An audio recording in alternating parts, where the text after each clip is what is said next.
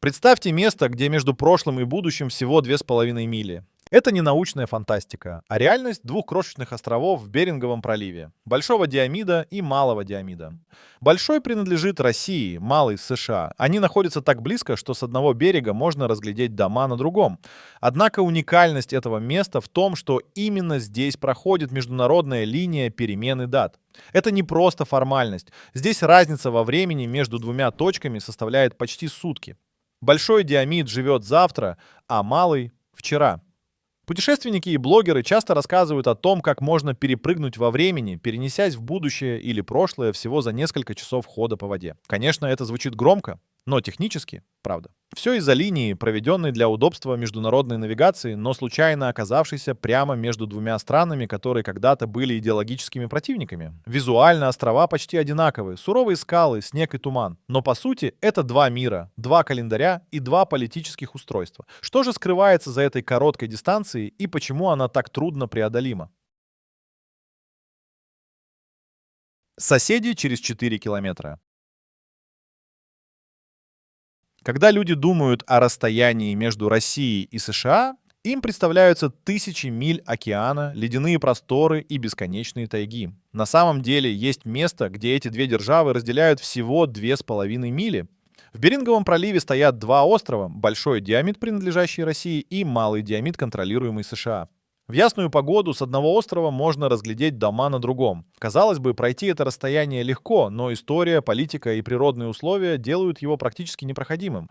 До середины 20 века эти острова были частью единого культурного пространства. Местные эскимосы свободно переплывали пролив, обменивались продуктами, отмечали общие праздники, а зимой ходили по льду. Лед был прочным мостом между семьями, а лодки служили средством связи в летние месяцы. Однако после Второй мировой войны ситуация изменилась. Началась холодная война, и граница, прежде почти условная, превратилась в строгий рубеж. Советский Союз переселил все население с Большого Диомида на материк и разместил там военных. США усилили контроль на Малом Диомиде. Сегодня эти 2 мили символизируют не только географическую близость, но и историческое разделение. Острова стали редкой точкой на карте, где можно одновременно видеть прошлое и будущее, соседство и изоляцию. И хотя расстояние между ними кажется смешным, пройти его непросто. Холод, ветер, ледяная вода и строгие правила делают путь почти невозможным. Маленькая дистанция, а сколько историй и тайн скрыто между двумя мирами. Граница во льду. До середины 20 века оба острова, Большой и Малый Диомид, не имели строгой границы. Местные эскимосы свободно переплывали пролив, ходили по зимнему льду, навещали родственников, обменивались продуктами и праздновали вместе. Лед был прочным мостом между островами, а лодки служили безопасным средством передвижения летом. Однако после Второй мировой войны ситуация изменилась. Отношения между СССР и США ухудшились, и эти 2 мили стали символом глобального противостояния. Советский Союз переселил мирное население с Большого Диомида на материк и разместил там военных, а США усилили контроль над Малым Диомидом. Граница, прежде практически условная, превратилась в строгий рубеж. Ледяной занавес, так стали называть этот отрезок, отражая аналогию с железным занавесом в Европе. Для жителей региона это означало потерю свободы передвижения, разрыв родственных связей и невозможность вести привычный образ жизни. 2 мили стали непреодолимой дистанцией, где география уступила место политике. Даже при сильном желании пройти этот путь люди сталкивались с суровой природой. Лед зимой стал опасным, вода в проливе холодная и бурная. А любое нарушение правил могло привести к серьезным последствиям. Сегодня граница во льду — символ эпохи, когда человеческая близость не могла преодолеть политических барьеров. Это место до сих пор напоминает, как легко разрушается привычная жизнь из-за геополитических игр и насколько важна свобода передвижения, которую мы воспринимаем как само собой разумеющееся. Заплыв в сторону врага. Летом 1987 года американская пловчиха Лин Кокс совершила необычайный поступок. Она переплыла пролив между Малым Диомидом, принадлежащим США, и Большим Диомидом, контролируемым Советским Союзом. Расстояние всего около 2,5 миль, но температура воды была едва выше 0 градусов по Фаренгейту. Лин была без гидрокостюма, лишь в купальнике, и сопровождалась только местными жителями на каяках. Заплыв занял чуть более 2 часов, и каждая секунда была испытанием выносливости, силы воли и мужества. Этот заплыв стал не просто спортивным достижением. Для политиков и мирового сообщества он превратился в символ возможного сближения двух государств, которые десятилетиями противостояли друг другу. Горбачев и Рейган официально отметили подвиг пловчихи, а СМИ назвали это событие знаком, что даже в условиях холодной войны существуют мосты между народами. Люди по обе стороны пролива смотрели на нее с восхищением. Кто-то видел проявление силы человека, кто-то — надежду на примирение. Поступок Лин Кокс показал, что границы условны, а человеческая смелость способна преодолеть почти любые преграды. Она не просто переплыла ледяной пролив, она дала миру доказательство, что расстояние между странами и идеологиями можно сокращать через смелые поступки. Этот заплыв до сих пор вспоминают как один из символов конца напряженной эпохи Холодной войны. Остров, который потеряли.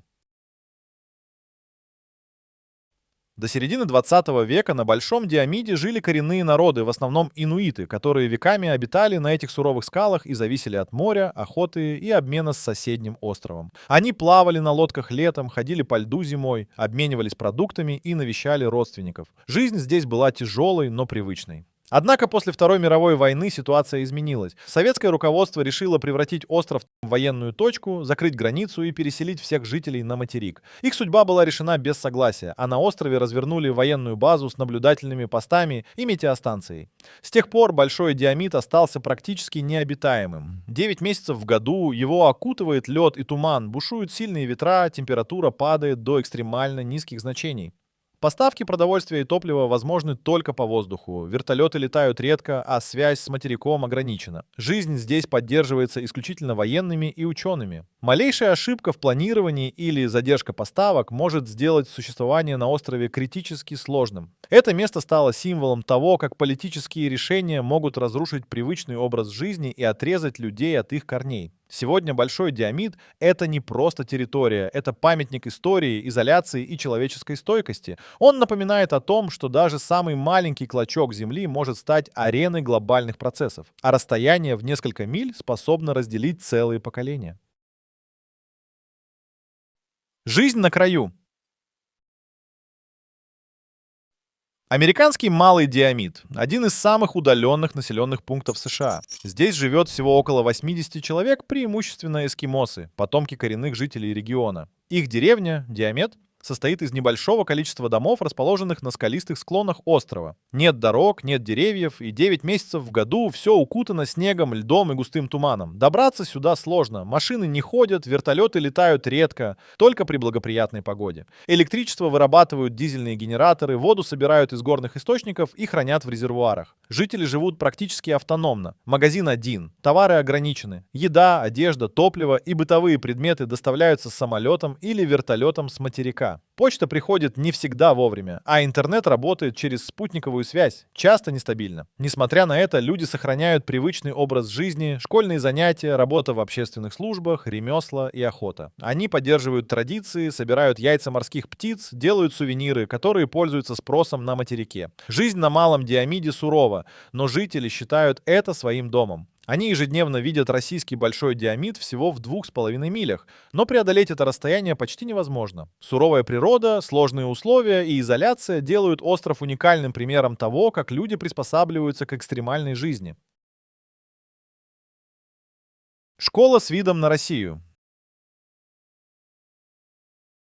На американском Малом Диомиде есть школа. Маленькая, но важная часть жизни островного сообщества. В ней учатся дети, большинство которых потомки коренных эскимосов. Из окон класса открывается уникальный вид. Всего в 2,5 милях за холодной водой расположен российский Большой Диомид. Для школьников это не просто пейзаж, а наглядное напоминание о соседях, с которыми раньше жили единым сообществом. Учителя приезжают по контракту, остаются на острове на весь учебный год, а программы обучения включают как стандартные предметы, так и традиционные знания: рыбалку, охоту, навыки выживания в Арктике. В школе есть библиотека, компьютерный класс и спортзал. Учебный процесс организован так, чтобы дети получали полноценное образование, несмотря на изоляцию. После занятий они помогают семьям, участвуют в жизни поселка и учатся самостоятельности с раннего возраста. В школе же формируется чувство ответственности и связи с культурными традициями. Для островной общины школа — это Это центр коммуникации, обучения и поддержки, а также место, где дети учатся понимать, что границы на карте могут разделять, но не разрушать память и культуру народа. Жизнь школьников на острове сурова, но она создает уникальный опыт, ежедневное наблюдение за российским островом, знание истории разделения, понимание ценностей малых человеческих сообществ. Это образование формирует особое поколение, привыкшее к экстремальной среде, где каждое действие требует усилия и внимания, а сосед, видимый через пролив, остается загадкой и символом прошлого. Цена изоляции. Жизнь на Малом Диамиде крайне дорогая и требует постоянной подготовки. Магазин на острове один, и его запасы ограничены. Продукты, одежда, топливо и бытовые предметы привозят с материка самолетом или вертолетом. Погода часто мешает доставке, и поставки задерживаются на дни или недели. Каждая бутылка воды, пакет муки или литр топлива имеет высокую стоимость. Электричество обеспечивается дизель-генератором, а вода берется из горного источника и хранится в резервуарах, так как прокладка труб под вечной мерзлотой практически невозможна. Жители адаптировались к условиям, организовав работу поселения вокруг школы, почты и медкабинета. Многие занимаются традиционными ремеслами, охотой и сбором морских ресурсов. Продукты и сувениры, сделанные на острове, пользуются спросом на материке. Несмотря на высокие цены и ограниченный доступ к товарам, жители считают это своей жизнью и домом. Они сохраняют культурные традиции и вырабатывают навыки выживания, которые помогают справляться с суровыми зимами и бурными ветрами. Каждый день на острове — это баланс между ограниченными ресурсами и необходимостью поддерживать жизнь в изоляции. Маленькая община живет так, как привыкли ее предки, но современные условия делают это крайне трудным испытанием. Высокая стоимость жизни, редкие доставки и суровая природа превращают простую дистанцию в серьезное испытание, а короткий путь к соседнему острову остается почти недосягаемым. Письмо сквозь океан. На Малом Диамиде почта играет особую роль. Здесь нет привычной доставки, а каждое письмо или посылка — событие. Почтовое отделение — большое помещение, через которое проходит вся связь с материком. Зимой, когда пролив окутан льдом и туманом, самолеты и вертолеты прилетают крайне редко. Письма могут идти неделями, а посылки — даже месяцами, что делает каждое получение новостей долгожданным событием. Почта выполняет еще и функцию связи с внешним миром. Через нее можно отправить факс, телефонное сообщение или получить доступ к интернету через спутниковую линию. Эта система позволяет жителям поддерживать контакт с родственниками, заказывать товары и следить за событиями на материке. Без нее жизнь была бы почти полной изоляцией. Каждое сообщение, каждая коробка с продуктами и вещами — это маленькая часть мира, которая приходит на остров. Почтовые маршруты и доставку планируют тщательно, учитывая погодные условия и состояние льда. Любая ошибка может привести к задержке на неделе. Жители знают, связь с внешним миром — это не просто удобство, а жизненная необходимость. Почта — это канал информации, средство обмена, источник надежды. Она связывает изолированное сообщество с миром, напоминая, что, несмотря на суровые условия и политические ограничения, коммуникация остается мостом между людьми, отделенными всего 2,5 милями холодного пролива. Последняя граница холодной войны. Когда в конце 20 века падали Берлинская стена и железный занавес, граница между Малым и Большим Диамидом оставалась закрытой. Даже после окончания Холодной войны доступ к соседнему острову был ограничен. Политика, бюрократия и суровая природа создавали непреодолимые препятствия. Только после 2000-х годов Россия и США начали реализацию программы, позволяющей коренным жителям навещать родственников на противоположном острове. Формально это было возможно, но на практике требовались специальные разрешения, приглашения и точный расчет времени пребывания. Официально пребывание ограничено 90 днями. Для посещения нужно получить разрешение от родственников, проживающих в установленных районах, и согласовать поездку с обеими сторонами. Даже после открытия граница остается труднопреодолимой. Погода и ледяные условия пролива делают регулярные поездки редкими. Летняя навигация ограничена, а зимние переправы невозможны из-за таяния льда. Эти ограничения превратили короткую дистанцию всего в 2,5 мили в одну из самых сложных границ мира. Сегодня эта линия символизирует остатки напряженной эпохи. Она показывает, что политика и климат могут сделать минимальное расстояние между странами почти непреодолимым. Даже с открытием формальных возможностей для передвижения пролив остается примером того, как человеческие и природные факторы вместе формируют последнюю границу холодной войны, где две страны разделены не километрами, а временем, погодой и бюрократией. Когда лед больше не мост. Раньше зимой между большим и малым Диамидом формировался прочный ледяной покров. Местные жители использовали его для пересечения пролива пешком или на собачьих упряжках. Лед был безопасным мостом между островами, позволяя поддерживать культурные и семейные связи. Но климат изменился. За последние десятилетия устойчивый лед стал появляться все реже, а иногда не формируется вовсе. Тонкая кромка льда не выдерживает веса человека, и даже опытные местные охотники вынуждены обходиться без привычных маршрутов. Температура воды повышается быстрее, чем в остальных регионах Арктики. Морские млекопитающие уходят в более холодные районы, привычные пути охоты исчезают. Растет зависимость жителей от поставок с материка, а традиционный образ жизни постепенно разрушается. Для малого Диамида это значит, что пеший переход между островами почти невозможен. Природа создает барьер, который раньше был простым маршрутом. Эта ситуация подчеркивает хрупкость жизни в экстремальных условиях. Даже небольшое изменение климата может полностью изменить привычный уклад, разорвать традиции и разрушить связь между людьми, живущими всего в нескольких милях друг от друга. Лед больше не мост, а символ исчезающей привычной свободы и уязвимости человеческих сообществ перед изменениями природы. Место, где время течет иначе.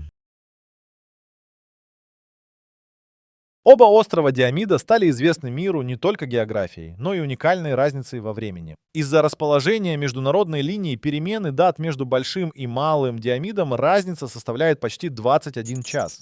Один остров живет завтра, другой вчера.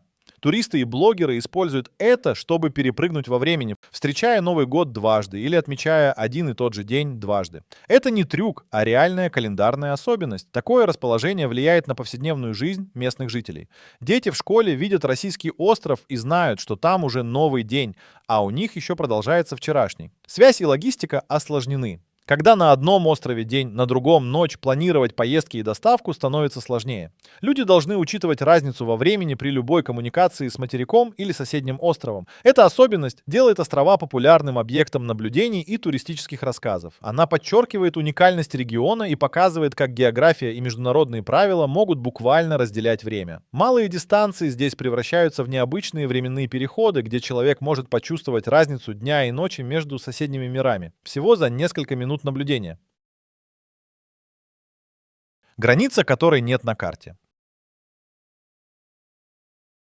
На карте мир кажется единым, а острова Диомида выглядят как маленькие точки, разделенные всего 2,5 милями. Но на самом деле это место несет огромный смысл. География, история, политика и климат соединяются здесь в одном уникальном примере. Большой Диомид, российская военная база, Малый, американская деревня. Между ними не только вода, но и почти сутки разницы во времени, суровые погодные условия и ограниченные маршруты. Эти два острова символизируют последствия холодной войны, изоляции и изменяющегося климата. Для жителей расстояние кажется маленьким, но пройти его крайне сложно. Природные условия, ледяная вода, сильные ветра, бюрократия и разница времени создают уникальные препятствия, превращая короткий путь в сложнейшее испытание. Малый Диомид живет почти автономной жизнью, а Большой остается закрытой военной зоной. Острова показывают, как тесно переплетены политика, природа и человеческая жизнь. 2,5 мили между ними. Это больше, чем география, это символ изоляции, преодоления и истории. Здесь расстояние измеряется не только милями, но и временем, условиями и жизнью людей. Эти острова — граница которой нет на карте, но которую каждый ощущает. И она напоминает, как близко могут сосуществовать два мира, оставаясь при этом почти полностью разделенными.